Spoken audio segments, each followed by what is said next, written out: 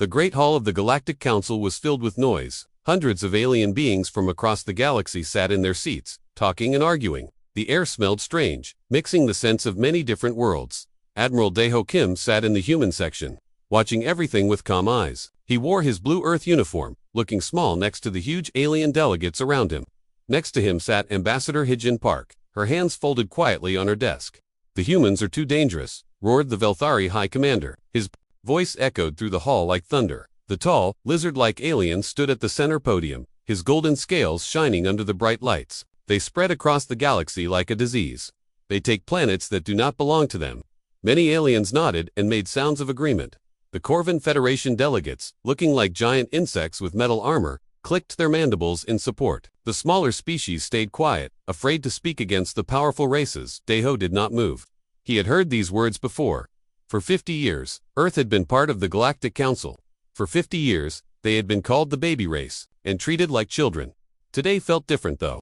Today, the anger in the hall was real. The humans build cities on worlds that were empty, Hyjin said, standing up slowly. Her voice was soft but clear. "We harm no one. We trade fairly with all species. Why do you call this dangerous?"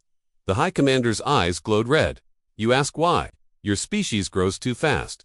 You learn too quickly.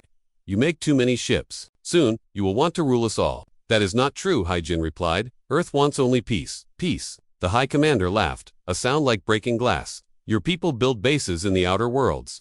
You send ships to places where no one asked you to go. This is not peace. This is preparation for war." Daeho almost smiled. If only they knew how right they were. The Corvin speaker stepped forward. His voice buzzed like angry bees. "The Council has watched humanity for 50 years. We have been patient, we have been kind, but now we see the truth. Humans cannot be trusted." Other aliens began to shout. Some supported the accusations, others defended humanity. The noise grew louder and louder until the council speaker, an ancient being with too many arms, called for order. "Silence." The speaker's voice boomed through hidden speakers. "The High Commander has called this emergency session. He will speak." The hall became quiet. The High Commander moved to the center, his huge form casting shadows across the floor. "Members of the Galactic Council, we face a choice. We can wait for the humans to grow stronger, or we can act now while we still can." He turned to look directly at the human delegation. "Humanity has refused our demands. They will not give up their outer colonies. They will not limit their shipbuilding. They will not accept council oversight of their military. Because those demands are unfair," Hyjin said. "No other species has been asked to give up so much. No other species has been so aggressive." The High Commander shot back. "The council has made its decision." Daeho felt his heart beat faster, but his face stayed calm. This was the moment they had been waiting for. All the planning, all the preparation, all the years of acting weak and harmless, it all led to this. The council speaker raised all 6 of his arms. "The vote has been taken in closed session, by a count of 847 to 156, with 73 The Galactic Council declares humanity a clear and present danger to galactic peace." The words hit the hall like a bomb. Some aliens cheered. Others sat in shocked silence. The smaller species looked afraid. Furthermore, the speaker continued, "Humanity is given 72 standard hours to surrender all military assets and submit to council oversight. If they refuse, the council will take action to protect the galaxy." Daeho stood up slowly. Every eye in the hall turned to him. He was just one human among thousands of aliens, but something about him made them listen. "Admiral Kim," the High Commander said, his voice full of fake respect, "does Earth accept these terms?" Daeho looked around the hall. He saw fear in some faces, anger in others, and greed in many. These aliens thought they knew humanity. They thought humans were weak, young, and foolish. They were about to learn how wrong they were. "Earth rejects your terms," Daeho said clearly. "We have done nothing wrong. We will not surrender to threats and lies." The High Commander's smile showed rows of sharp teeth. "Then you have chosen war. The Council armadas will move in 72 hours. Your worlds will burn. Your species will learn the price of defying the galactic order. Is that a threat?" Hyjin asked. "It is a promise," the High Commander replied. "Humanity will be removed from the galaxy, one way or another." Daeho reached into his pocket and pulled out a small device. It looked like a simple communication pad, but it was much more. He pressed a single button, sending a coded message across the galaxy at faster than light speed. "Then we have nothing more to discuss," Daeho said. He turned to leave, but stopped and looked back at the High Commander. "You might want to check your fleet positions. I think you'll find some surprises." The alien leader laughed. "What could your pathetic fleet do against the might of the Council? You have perhaps 1,000 ships, we have 1,000,000. Daeho smiled for the first time since entering the hall. It was not a nice smile. numbers aren't everything. As the humans left the hall, the council members began making plans. Fleet commanders received orders to move their ships. Messages were sent to military bases across the galaxy. The great war machine of the Galactic Council began to turn. But in the deep darkness of space, something else was happening. Hidden sensors that had been sleeping for years suddenly came to life. Automated systems that no alien had ever detected began to activate, and in places where no human ship was supposed to be, energy signatures appeared on long-range scanners. High Commander Velkar stood at the window of his flagship, watching the stars. Soon, those stars would light up with the fire of human worlds, burning. The young race would learn their place, or they would disappear forever. What he didn't know was that in the shadow of his own ship, invisible to all sensors, a small human vessel was watching him. Inside, Captain Mira Song smiled as she recorded every word, every plan, every weakness of the alien fleet. The war was about to begin, but as the Council would soon discover, humanity had been preparing for this day for much longer than anyone imagined. The hunters were about to become the hunted. Deep inside Earth's moon, General Wu Jinyun sat in a room that officially did not exist. The command center was carved from solid rock, hidden beneath mining equipment that had been working for 30 years. But the miners had not been digging for metal, they had been building humanity's greatest secret. Admiral Kim sent the signal. Reported Intelligence Officer Yoonji Kong. She had just returned from Council space, where she had spent 5 years pretending to be a simple trade worker. The Council thinks they surprised us. They have no idea what's coming. General Yoon nodded and turned to the massive screen that covered one wall. It showed the galaxy, but not as the aliens saw it. This map showed the truth. Red dots marked human bases that the Council had never found. Blue lines showed supply routes through empty space. Green triangles marked weapons platforms that had been floating silent for decades. How long do we have? The general asked. 71 hours and 36 minutes, replied Commander Taezong Lee. He was watching data streams from across the galaxy. The Council fleets are moving slowly. They think they have all the time in the world. Dr. Soyoung Choi entered the room, carrying a datapad. She looked tired but excited. The last of our systems just came online. Project Aegis is fully activated. Tell me about our ships. General Yoon said. Dr. Choi smiled. The Council thinks we have 1,000 ships. They're right about the ships they can see. But we have been building in secret for 30 years. Our real fleet has 15,000 vessels. Where are they? Asked Officer Kang. Everywhere, Dr. Choi replied. Hidden in asteroid belts, cloaked near gas giants, some are even inside the hulks of old wrecked ships. The aliens fly past them every day and never know they're there. General Yoon remembered the day it all started. 35 years ago, Corvin's scout ship had crashed on Earth's moon. The pilot was dead, but the ship was mostly intact. Earth's scientists had studied every piece of alien technology they could find. We learned their secrets, Dr. Choi continued. Their stealth systems, their weapons, their engines. But we didn't just copy them, we made them better. The first test had been 10 years later. A human ship had used stolen stealth technology to follow a Council patrol. The aliens never knew they were being watched. That's when Earth's leaders realized they could hide an entire fleet if they were careful enough. What about Captain Song? General Yoon asked. Commander Lee checked his screen. The Silent Dawn is in position. She's been following the Velthari main fleet for 6 hours. They still don't know she's there. Captain Mira Song had volunteered for the most dangerous job in the fleet. Her ship, the Silent Dawn, was completely invisible to alien sensors. She had been floating next to enemy fleets for months, recording their conversations and learning their tactics. Sir, came Song's voice through the speakers. I'm transmitting the Velthari battle plans. They're planning to attack Earth directly. No warning, no mercy. They want to make an example of us. General Yoon's face grew hard. Then we'll make an example of them first. On the other side of the galaxy, Officer Kong's real work was beginning. For 5 years, she had worked as a simple cargo handler on Nexus Prime. The aliens saw her loading boxes and thought she was harmless. They never noticed when she attached small devices to their communication systems. Kang, are you ready? General Yoon asked. All systems are in place, she replied. When you give the word, I can shut down Council communications across 12 sectors. Their fleets won't be able to talk to each other. Engineer Sung Honam spoke up from his workstation. General, you should see this. The Council's first scout group just jumped to hyperspace. They're heading for the Alpha Centauri system. Perfect, General Yoon said. Activate Platform 7. Far away, near a star that looked empty and lifeless, something stirred. Platform 7 had been waiting in the darkness for 20 years. It looked like a piece of space junk tumbling slowly through the void. But when it received the signal from Earth, it came to life. The platform's weapons had been built using technology the aliens had never seen. When the Council scout ships dropped out of hyperspace, they found what looked like empty space. They began scanning for human bases, never knowing that death was floating right next to them. Scout Group Alpha has been eliminated, reported Nam. No distress signals. No survivors.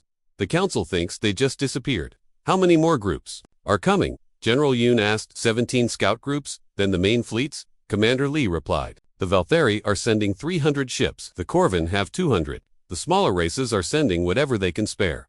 General Yoon turned to Dr. Choi. Doctor, show them what Project Blackout can do.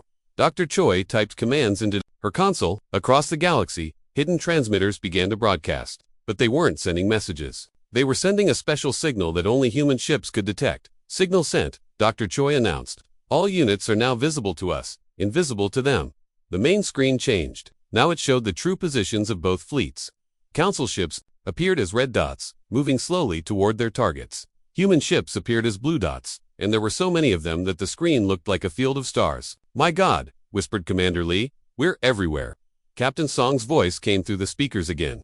General the Valthari High Commander is making a speech to his fleet. He's telling them that humanity will be extinct by tomorrow. Should I continue recording? Yes, General Yoon replied. We'll use his own words against him. The plan was working perfectly. For 50 years, humanity had pretended to be weak and scared. They had asked for peace while building for war. They had traded with aliens while stealing their technology. They had explored space while hiding weapons throughout the galaxy. Sir, Nam called out. The main council fleet is jumping to hyperspace. They're heading straight for Earth. General Yoon smiled. It was not a kind smile. Then it's time for Phase 2. Signal all units. The masquerade is over. Across the galaxy, human ships began to move. They had been hiding in the shadows for decades, watching and waiting. Now they emerged from asteroid belts and nebulae, from the darkness between stars and the shadows of planets. The council fleet jumped into hyperspace, confident and proud. They were going to crush the weak human race and claim their worlds. What they didn't know was that they were not alone in hyperspace. Hundreds of human ships had been waiting in the hyperspace lanes, using the Council's own technology against them. All ships report ready, Commander Lee announced. We have them surrounded. General Yoon stood up and walked to the main screen. The red dots of the Council fleet were moving through hyperspace, completely unaware of the blue dots surrounding them. In a few hours, they would drop back into normal space, expecting to find a defenseless Earth. Instead, they would find themselves trapped in the middle of humanity's greatest trap. Send the message, General Yoon ordered. Tell Admiral Kim that the hunters are about to become the hunted.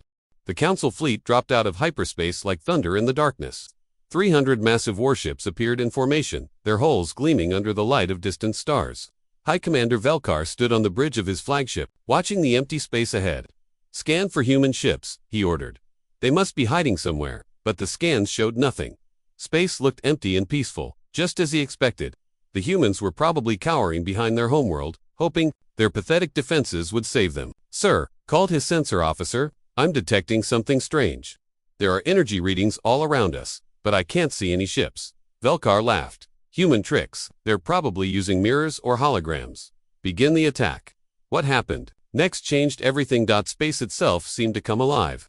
Ships appeared from nowhere, materializing out of empty darkness like ghosts becoming real. They were small compared to the Council's giant warships, but there were hundreds of them, then thousands. Where did they come from? Screamed the sensor officer. Captain Jinwoo Lim smiled as his ship, the Indomitable, decloaked right in front of the enemy flagship. He had been waiting in this exact spot for 6 hours, invisible and patient. This is Captain Lim of the Earth Defense Force. He broadcast on all frequencies. You are surrounded. Surrender now, and you will be treated fairly. High Commander, Velkar's face turned purple with rage. Impossible, you don't have this many ships. Our intelligence said, your intelligence was wrong. Lim interrupted. Fire warning shots. The human fleet opened fire, but not to kill. Bright energy beams flashed past the Council ships, close enough to touch their hulls, but not close enough to damage them. It was a clear message. We could destroy you right now if we wanted to. All ships attack, Velkar roared. Kill them all. The Council fleet tried to fight back, but they had never faced anything like this before. The human ships moved like dancers, spinning and weaving through space in patterns that seemed impossible.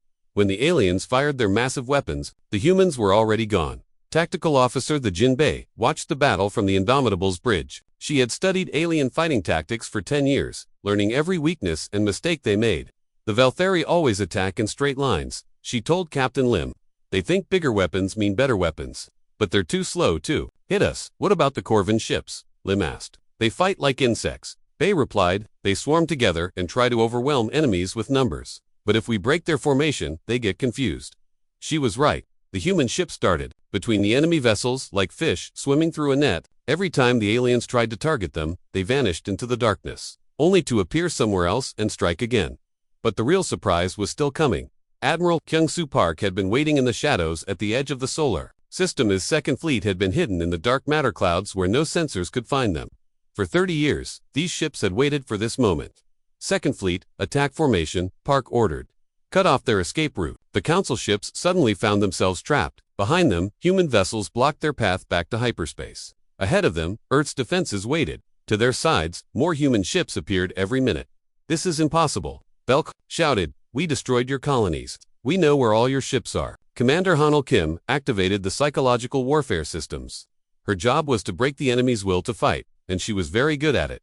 "Attention Council forces," she broadcast, "we have been recording your communications for the past 5 years. Would you like to hear what your leaders really think of you?"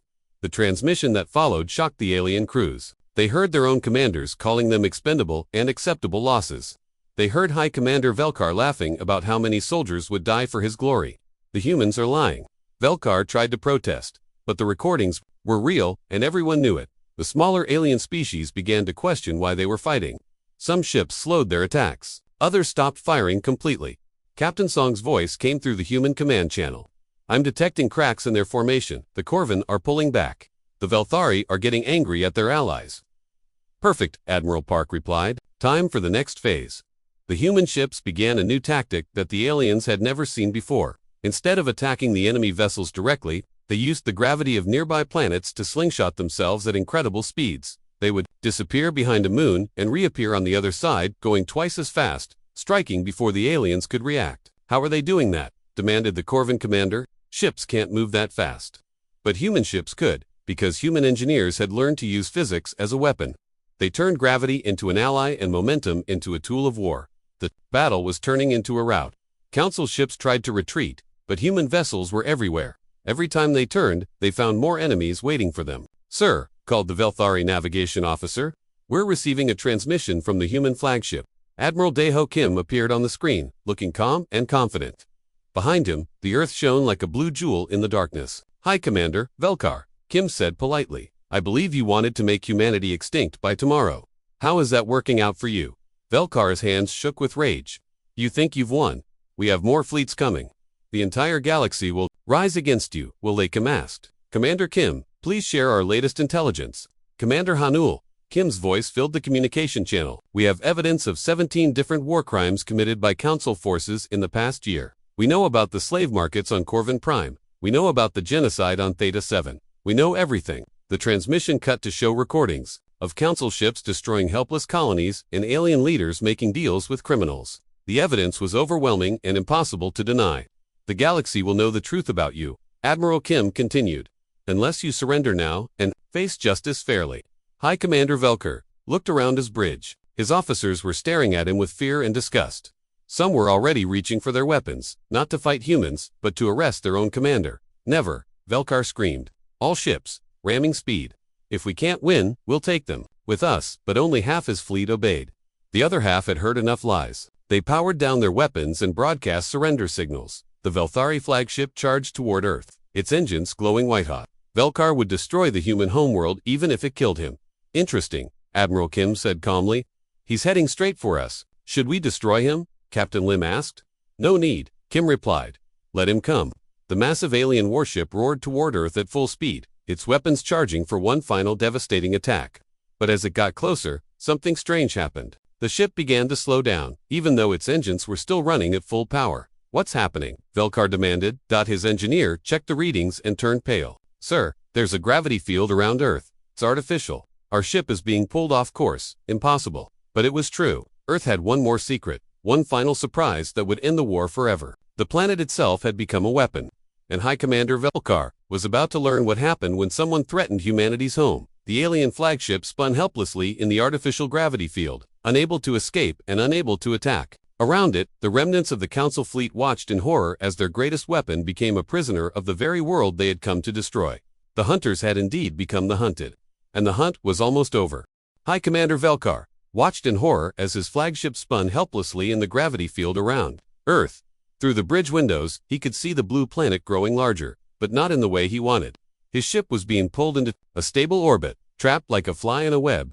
Engineering, he screamed, break us free. I can't, sir, came the frightened reply. The gravity field is too strong. It's like the planet has its own artificial moon system, and we're caught in it. Director Dong Hyen Choi smiled as he watched the alien flagship from Earth's hidden control center. He had spent 20 years designing this moment. The planetary defense grid was his masterpiece, and it was working perfectly. Activate the planetary shields, he ordered. Around Earth, the air itself began to shimmer. A massive energy barrier formed in the upper atmosphere, covering the entire planet like a soap bubble made of light. But this bubble could stop the most powerful weapons in the galaxy. Impossible, whispered Commander Sujin Yang, watching from her orbital station. I've been in the Defense Force for 15 years, and I never knew we had this. Only 12 people knew. Director Choi replied. The project was too important to risk. We've been building it inside the planet's core, using the Earth's own magnetic field as a power source. High Commander Velker fired everything he had at the blue planet below. Plasma cannons, fusion missiles, particle beams, all the weapons that had destroyed 1,000 worlds. The energy bolts struck Earth's shield and simply disappeared, absorbed harmlessly into the planet's defense system. Sir, called the Velthari communication officer, his voice shaking. We're receiving a transmission from Earth. President Ji-Hoon-ro appeared on the screen. He was an old man with kind eyes, but his voice carried the weight of authority. Behind him stood the leaders of every major nation on Earth. High Commander Velkar, President Ro said calmly, your war is over. Your fleet is destroyed. Your allies have surrendered. It's time for you to make a choice. I'll never surrender to humans. Velkar snarled. We are the masters of the galaxy. Are you? President Ro asked. Commander Yang, please show him the current situation. The screen changed to show the battle around Earth. What had once been a mighty council fleet was now scattered wreckage. Hundreds of alien ships floated dead in space, their crews either captured or fled. The few ships still fighting were outnumbered 10 to 1. Your war crimes are being broadcast across the galaxy. President Ro continued. Every species can see what you've done. The slave markets, the destroyed worlds, the innocent lives you've taken. The galaxy knows the truth now. Velker looked around his bridge. His own officers were staring at him with disgust. Some had their hands on their weapons, but not to fight humans. They were ready to arrest their own commander. The Corvan Federation has already surrendered, President Ro said. They've agreed to free all their slaves and pay compensation to the worlds they've destroyed. What will the Velthari choose? We choose to fight, Velkar roared. But when he looked around, he saw that he was alone. His officers had stepped away from him. His loyal soldiers were shaking their heads. No, sir, said his second-in-command, a younger Velthari named Tokmar. We choose to surrender. You are no longer fit to command. Velker reached for his weapon, but Tokmar was faster. The High Commander fell to the deck, stunned but alive. The bridge crew quickly took control of their ship. This is Commander Tokmar. He broadcast to the human fleet. The Velthari fleet surrenders. We ask for mercy and the chance to make things right. Admiral Daeho Kim received the surrender from his command ship. Around him, the officers of Earth's secret fleet were celebrating. They had won a victory that would change the galaxy forever. Accept their surrender, Kim ordered. Begin rescue operations for all survivors. Medical teams are to treat alien wounded the same as human wounded. Sir, asked Captain Lim, what about the Council territories? They're in chaos. Some species are fighting each other, others are declaring independence. That's not our problem to solve, Kim replied. We fought to defend ourselves, not to conquer others. Send messages to all species. Earth offers protection to any world that wants it, but we won't force anyone to join us. The next few days were busy. Human ships spread across the galaxy, not as conquerors but as peacekeepers. They stopped fights between species, delivered medical supplies to damaged worlds, and helped establish new governments where the old ones had fallen. 5 years later, the galaxy was a different place. The Galactic Council was gone, replaced by the Galactic Federation. Instead of the strong ruling the weak, every species had an equal voice. Earth served as mediator, but not as master. Ambassador Hyjin Park, now Secretary General of the Federation, stood in what had once been the council chambers. The room looked the same, but everything had changed. Where once there had been fear and hatred, now there was hope. The Federation recognizes the independence of the Zephyr Collective, she announced to the assembled delegates. They will be our newest member, with all the rights and protections that membership brings. The Zephyr were a young species, much like humanity had been 50 years ago. They had been slaves under the old council, but now they were free. Their delegate, a small creature with silver fur, stood up with tears in his large eyes. Thank you, he said in broken galactic standard. We thought we would die as slaves. Now we are free. The humans saved us. We all saved each other, Hyjin replied. That's what the Federation is about. No more slaves, no more genocide, no more fear. After the session, she walked to her office window and looked out at the stars.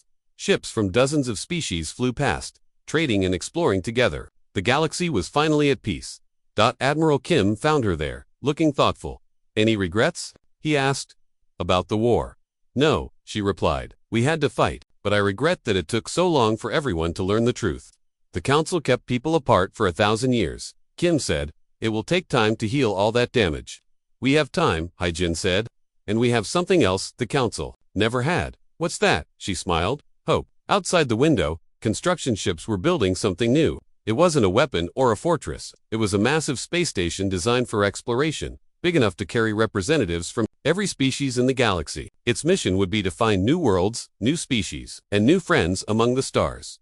The station's name was painted on its hull in the languages of every Federation member. New Horizons. Earth had prepared for war, but they had also prepared for peace. The galaxy was vast and full of wonders, and now everyone could explore it together. The age of fear was over. The age of discovery had begun. In the end, humanity had won more than a war. They had won the chance to show the galaxy what they had always believed, that different species could work together. That strength came from unity, and that the future belonged to those brave enough to reach for the stars. The hunters had become the hunted, but the real victory was that no one needed to hunt anymore. The galaxy was big enough for everyone, and Earth would make sure it stayed that way. As the stars wheeled overhead, President Rowe's words echoed across the galaxy. Today, we are all free. Tomorrow, we explore the universe together. The war was over. The peace had just begun.